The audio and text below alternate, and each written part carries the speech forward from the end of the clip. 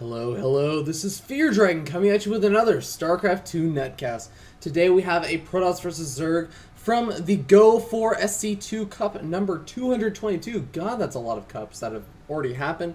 So let's go ahead and jump in and introduce the players.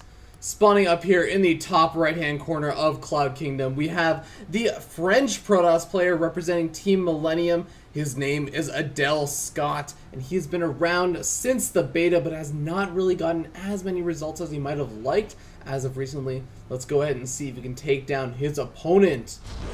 In the bottom left-hand corner of Cloud Kingdom, spawning as the Red Zerg player.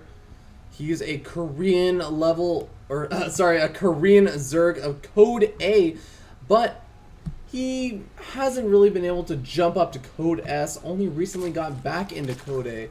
And despite all that though, he is very, very successful in those online tournaments, such as the GO4SC2 Cups. His name is TSLHyun, obviously representing Team TSL. Woo! Both these players very top-notch. You know, I say that a lot, but of course, when I do end up casting a lot of those, a lot of your guys' replay, I do have to say, like, you know, hey, these pro players devote their lives to StarCraft, so they definitely know what's going on, they practice, and despite the fact that some of them have not been getting results, I can assure you that they have some special builds planned for their opponents in these games. Now, we do see a whoa, actually, this is really interesting. Adelscott in this Protoss vs Zerg, and a recent Protoss vs Zerg, might I add. This is a very recent tournament. It's actually not going for the Forge Fast Expand, which is very, very unusual. And we're going to have to wait and see how long it's going to take for TSLHyun to actually scout this out. Now, he is going for that spawning pool first and has already gotten that gas. Guys are starting to mine that gas, so he's going to have exactly 100 gas right when that spawning pool finishes up. Look at how nicely timed this is going to be. 100 gas. Yeah, 100 gas, not an extra gas mine. Immediately putting those drones back on those minerals. But we're going to have to see how good his reaction time is once he scouts out. Oh my god, there's no Forge Fast Expand. This is a gateway. He's building a gateway in his main, and to add to that, he's not even walling off. I'm really curious what Adelscott is planning out now. He is not going for any kind of proxy 2-gate shenanigans. This cool. Oh my god, he's actually even grabbing a second gas geyser.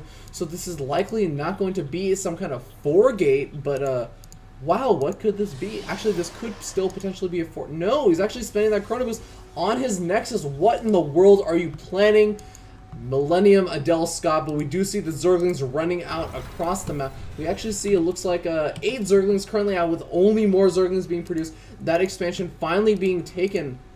So it looks like Hyun realizing what's going on, at least a little bit of realizing what's going on, maybe not too certain, but he decides, hey, I'm going to go ahead and put on a lot of pressure, and there we see a Nexus go down.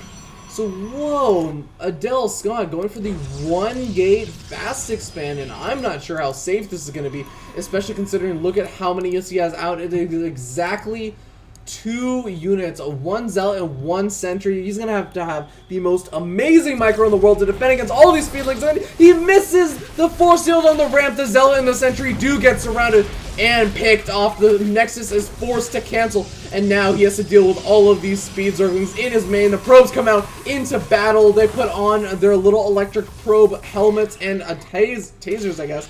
And now we do see 1 Sentry popping out with 2 additional gateways going down, but I'm not sure if it's going to be enough. Oh man, Adelscott's going to be losing quite a few probes, but one thing he does have as an advantage is that he has a large probe advantage over his opponent, TSLHyun, who's just been going all out, balls to the wall aggression after seeing how a MilleniumAdelscott opened up. And now we do see this 1 Sentry is going to go down. He doesn't even have enough for an additional Force Shield, and now this gateway is likely going to go down, even though, oh man, literally there are 0 attacking units outside of probes out for MilleniumAdelscott, and now with these gateways getting picked off before they will be able to get out any additional units, things are looking very, very grim. I think that Adelscott is potentially regretting his decision making in this game, going for that lack of a Forge Fast Expand, not going for the wall off and his main. Oh man, it's really just all coming back to haunt him. I'm really curious if maybe, due to the fact that this was in fact an online tournament, he might have forgotten that he was facing a Zerg opponent. Might have thought, hey, what race am I playing? Oh god, I'm playing a Zerg player. I'm playing the Korean TSLHyun, and oh my god, there go down all those probes. And I feel like at this point, this is kind of a futile effort. We can go ahead and see 29 Zerglings out and 22 Zerglings being produced. That is actually outnumbering the number of probes that exist on the map. And in a one-on-one battle, it's not going to go too well. There goes the Nexus down, even though there is enough money for another Nexus. Oh my god. Adelscott desperate to stay in this game, although it's only game number 1. Looks like there is going to be the GG, so very well played by TSLHyun. A bit of questionable decision-making from MilleniumAdelscott. But we're going to go ahead and jump into game number 2. I'm sure it is not a mistake. He will repeat in game number 2. So, nothing more to say. Let's go ahead and jump into it. Like and leave a comment below if you enjoyed this video and commentary in any capacity whatsoever. And yeah, let's do it, guys. I'll see you.